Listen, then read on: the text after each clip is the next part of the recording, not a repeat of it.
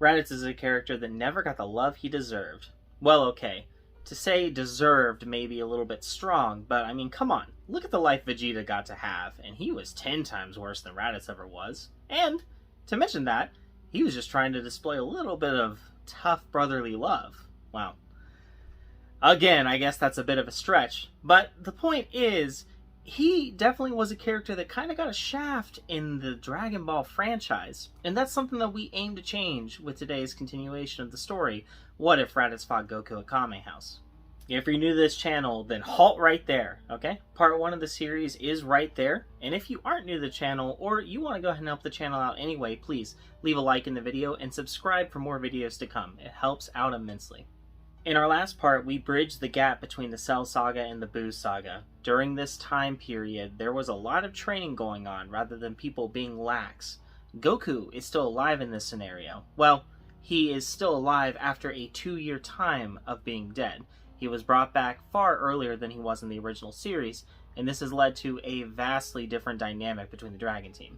In addition to base strength being off the charts compared to the original series, we've got Raditz and Vegeta both knowing the technique of Super Saiyan 3, with Vegeta choosing to perfect Super Saiyan 2 instead.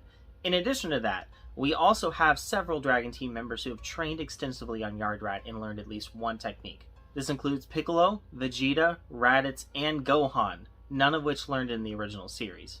In this version, though, all but Vegeta know instant transmission, and Vegeta took the time to learn Spirit Vision. Vegeta choosing not to copy Goku as usual. He has to take his own path. We're entering into the 25th World Martial Arts Tournament with several new combatants that we didn't see in the original series. Not only are there people like Raditz, but there's also new characters like Caracol, the pupil of Piccolo. And there's also Kame in the junior division, the child of Raditz. Things, however, do proceed pretty normally until we get to the fight between Videl and what would be Spopovich. However, Spopovich is nowhere to be seen. That's because Recoome is the one that enters the battlefield. And as he stares there maniacally at Videl, people wonder, what is that M on his head? He's giving off an aura that isn't normal. This probably isn't going to end well. Let's continue. Recoome and Videl stare each other down in the ring, with the latter trying to remain confident, but unsure of what's going to happen. She had glanced back at the Dragon Team and saw the troubled look on their faces. This wasn't something that was to be taken lightly. However, she still did feel confident in the training that she had received from Gohan. The fight began, and at first, she did seem like she was doing alright. At one point, though, she left herself open after trying to land a hit on Recoome and missing. This was the opportunity he needed. Well, not really needed so much as was expecting. He was toying with her, and in that instant, he raised his energy and gut punched her so hard she was unconscious instantly. The whole Dragon Team was shocked at this rise of power in him, but the shock turned quickly to disgust as he kept kicking her while she was down. Gohan, in a fit of rage, went into Super Saiyan 2 as he did in the original and leapt into the ring.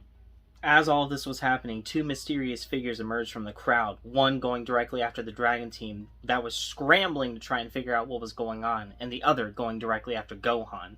Gohan was caught heavily off guard and was impaled with something that drained energy directly from his body. And as the Dragon Team was distracted by this other mysterious figure, he managed to make an escape. The other individual moved to get away while Recoome spoke up. "Spopovich, Recoome shall handle this situation. Take your leave." The other person didn't need to be told twice. They got out of there, following the other bald individual that was with them, and Recoome stepped in the way of the Dragon Team. This, however, was not a very bright idea on his end. He knew that he had this new power bestowed to him by a mysterious figure, one that the Dragon Team was not aware of. However, this didn't bridge the gap that he needed filled in order to fight people other than the likes of Videl. He got pummeled into the ground, but it wasn't killed. They wanted to keep him for questioning. But before the Dragon Team could move to pursue, the likes of Shin and Kibito got in the way. At first, they wanted to make them get out of the way, but they had information that they needed, and Piccolo stood up for them. "Of all the planets that Majin Buu could have been trapped at, it had to be this one? I swear, trouble seems to follow Kakarot around everywhere we go. I mean, seriously, this is ridiculous. You should have stayed dead, Kakarot." Ah, come on, Vegeta. It really sounds like this problem would have happened whether or not I was dead. I mean, I haven't been alive for millions of years. This isn't my fault. I don't see what this pointless bickering is going to do for any of us, interjected Raditz.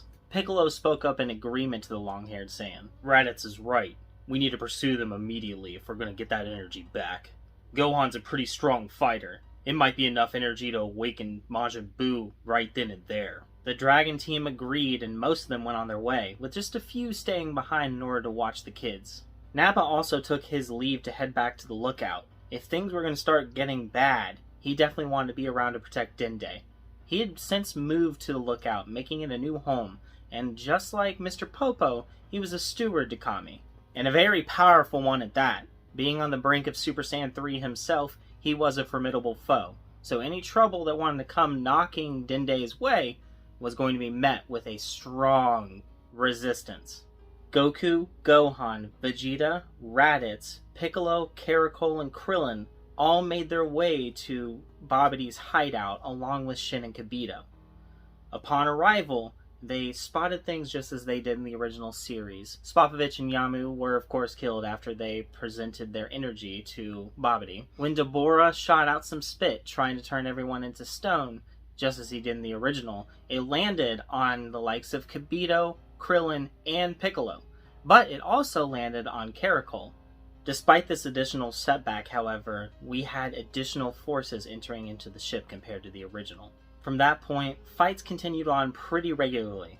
Pui Pui and Yakon were dispatched with ease, and when it came to the fight with Deborah, he just couldn't quite keep up with Gohan. Gohan was stronger than he was in the original series by a good deal. Keeping up with his training while also doing studies made a massive difference, and that training on Yardrat was no joke either. He was able to hone quite a bit of energy. This ability to control his energy very well made a huge difference, and he ended up dispatching of Deborah without them having to worry about enough energy being gathered to release Buu. This left Babidi worried. He no longer had people defending him, so he started searching everyone's minds. Was there anybody there that he could corrupt? He looked into Gohan's. He was angry, but not near enough to be corrupted. Goku? No. This dolt doesn't have anything going on in his brain. Raditz? No. He's definitely a pretty calm individual. Especially for a Saiyan, he seems very content in life. Quite odd. He also sensed more people up top. Because Deborah had already been defeated, the Dragon Team members that had been turned to stone were now awake again. Piccolo, Caracol, no, these Namekians are very strong-willed. Krillin? Definitely too weak to really be anything of importance. And of course, those pesky Kais couldn't have their brains interfered with at all. This left Vegeta, this prince of all Saiyans. He seems like a pretty angry individual, right? Well, when he probed into his mind, he didn't really see that. Sure, Vegeta was a very stern individual, prone to anger and definitely outbursts of rage, but he had calmed down quite a bit. When Babidi looked into his mind, he saw a very content Prince of all Saiyans. One that had achieved a lot of his goals in life. He had a family.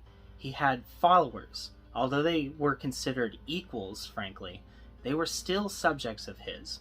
The likes of this Kakarot, Raditz, and Nappa, all of which were people that appreciated him and respected him. This wasn't a Vegeta that he could corrupt in any way.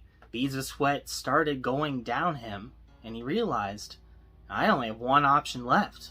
I would be worried if I didn't have one last trick up my sleeve.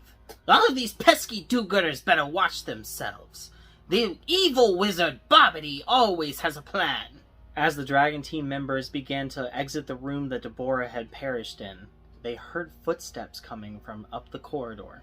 They stopped and began to feel a familiar presence. And as this presence rounded the corner, a look of shock came on their face. They knew that they would see him again eventually, but they didn't think it would be this way. It was none other than Cooler, Frieza's brother, standing there in his own final form, sporting an M on his forehead. My, we meet again, my dear monkeys. But this time, I'm not going to go easy on you. I'm starting out strong. Stronger than I've ever been before. Stronger than any of you individually, and I will not let you do that weird combination thing on me again. You're going to perish to Golden Cooler today. The Dragon Team prepared for battle, But as they did, they teleported the location back to the desert where they had first met Cooler, where a lot of the fights took place in the Dragon Ball universe. Joining them were the rest of the Dragon Team members that were making their way down the ship: Piccolo, Caracol, Krillin, and Kibito. But just as soon as they got on their feet again, Cooler moved into his 5th form and attacked. And that's where we're going to be leaving things for right now. If you like dire stories where things take a vast turn from the original, check out this one where Planet Vegeta was never destroyed. And I'll catch you guys next week. Thanks for watching. Bye.